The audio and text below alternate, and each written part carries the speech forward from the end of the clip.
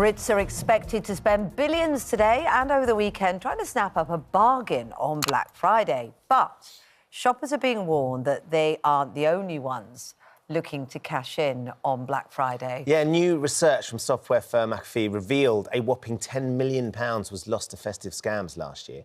The average victim losing £970 in the Black Friday period alone. Good grief. Well, fraudsters are becoming more dynamic. They're forming new tactics and seemingly more and more believable as well to steal people's money.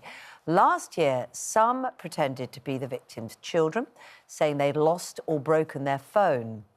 This year, the so-called Hi Mum scheme is now luring parents in with a bargain. So that's the message you get on your screen. Mum, quick, you need to check out this Black Friday bargain. The link is attached. Click the link and they've got your details. Which is very believable because, you know, it won't surprise you to know that my kids are much more in tune with messages and bargain deals, and I've already been talking about, oh, we need to get on and look at that.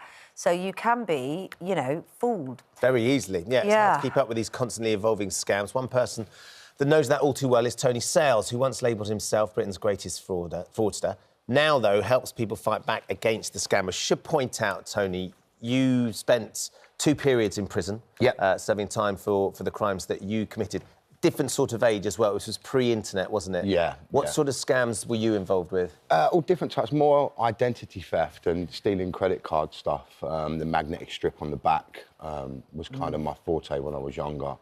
But obviously I was young and stupid when I got involved in a life of crime. My life moved on. I come out of prison, and now, obviously, after a traumatic period, I wanted to help people fight back against these type of scams because they're just coming at us in tsunamis, right? So back then, pre-internet, in that way, did you find people very gullible and able to fall? Because I guess that's what the modern-day scammers are playing on.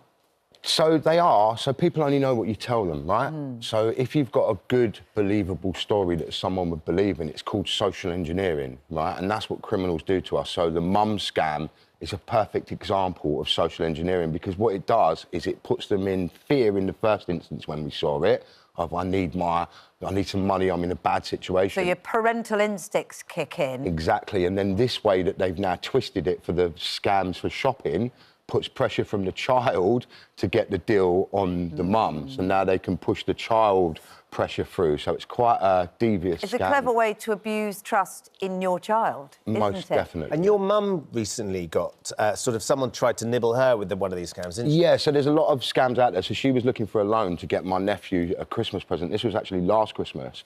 And what happened was when she searched online, there was lots of companies claiming that they would give her a loan. Now, any company that claims to give you a loan that's going to ask you for an upfront fee, which is what this company done, is going to be dodgy, yeah? That's what we call an advance fee fraud, yeah? No legitimate company anywhere is going to ask you for an upfront fee for your loan, yeah? So I kind of delved into that one a bit more with my mum. And realised that, those upfront fees. It's interesting that even your mum, who has witnessed you scamming, can still fall prey. So sorry, Ben, how do we protect ourselves? You might have been asking something else, I apologise.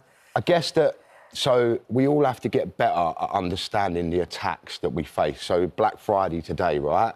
There's going to be multiple things out there that people are going to want to buy, like give us an idea of what sort of thing. You might have iPhones, Android phones that seem really cheap, you know, like really top level, and maybe it's items that you might not normally be able to get hold of, yeah?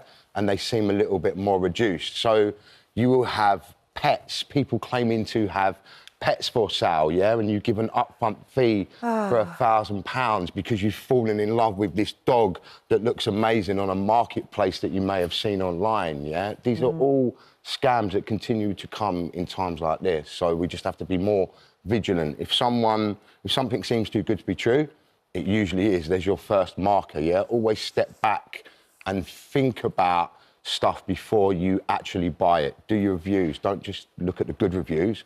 Look at the bad ones, yeah? And make sure that you're checking that stuff out. The trouble with Black Friday is, though, that it does sort of operate on a frenzy of grabbing an option. You know, people will tell you, exactly, and people will tell you, I got this great deal because I got on it straight away and I moved fast. Yeah. So how do you offset sort of clever bargain getting and still protect yourself? You just have to be really vigilant. So criminals are going to use that same what, stuff. though? Sorry to push you, That's but okay, it's yeah, fine. yeah. So if you're looking at a website, you need to look, what does that website look like, yeah? Can I go away from that website, go to a search engine, put in the name of the website and see what others are actually saying about that website and check independent reviews. Don't just listen to what the site has to say. I know it takes more time, but the reality is you're better off doing that check there and then than being thousands of pounds out of pocket later. That's the big fear, isn't it? You get rushed into a deal because you think it's too good, I don't want to miss it. And then you suddenly realise down the line that you've scuppered yourself. One of the things that's interesting about these high mum scams is when they get your phone number. Yeah. I mean, is that just purely speculative number inputting they're doing? Well, they have got your number. How do they get hold of your phone number? So we always hear constantly about the hacks that take place, right? So those hacks that take place are actually criminals obtaining data, right? That data contains our phone numbers, our email addresses, sometimes much more personal information than that. And so criminals then sell this stuff on the dark web, on Telegram groups, across different forums to different types of scammers. And then the scammers start their social engineering scam to then target people to steal their money. So text messages, DPD, all of the ones that we see, Post Office, HMRC, all of these ones that we see continuously come in, all come from those lists of people that just buy them online. But they're not. But they've bought the number online, so they know somebody has that phone. They don't necessarily know who it's my phone, my identity, my family. But they know that that is a phone and a phone number attached to a person that will respond in theory if they don't see it and think that's a scam. In some cases, they will know who that number belongs to. Wow. Right? Because there's multiple different types of scams, and it all comes down to the level of information that would have been sold and taken in that hack. Yeah. So in some cases, you're right, there will only be phone numbers and no names even attached to that.